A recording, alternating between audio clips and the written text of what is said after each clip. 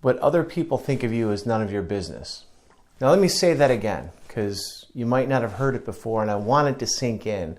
What other people think of you is none of your business.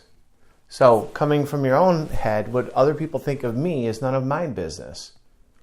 And that's hard for us as human beings. We seem to take on this worry, this concern of how the world is going to perceive us. And that is a direct competitor for our happy and free state of mind. When we allow something that we don't control, something as ridiculous as somebody else's impression or perception of us, to dominate our lives, we're hopelessly putting on ourselves on a treadmill that we'll never be able to keep up with. And there's an old saying that helped me sort through this, that when somebody says something about me and I'm offended by that I should look for the truth in what they're saying, because there's probably some truth there. You see that if somebody said something about their perception of me and I knew it wasn't true, it probably wouldn't bother me at all. If somebody pulled me aside and said, you're acting like a chair today, I probably would dismiss that. There would be no reason for me to be angry or resentful or jealous or have my pride or my feelings hurt or feel like I needed to avenge myself, because he called me a chair, and I'm not a chair. I'm a human being.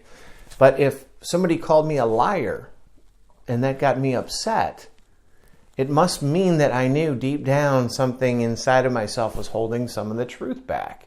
And so you don't have to respond to people in what they say that you are, but know this, that as you're trying to free yourself from your past, from the emotions that have constricted you and locked you into a cage and forced you into these false solutions, whether it be drugs or sex or other things that aren't becoming of you, that one of your triggers might very well be when you get angry, when you get upset by what other people say about you.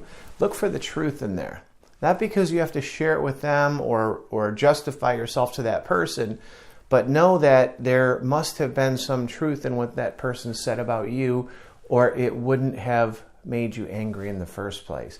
And that's where you should get the pen to paper. You should write down what that person said, and you should go looking for where the truth is, the nugget of truth of what it is that they said about you, so you can root that out and get that out of yourself, so you don't have to carry around that baggage anymore of where you were potentially lying, or where you were potentially being lazy, or you weren't following through on commitments that you made, or the other criticisms that you might receive.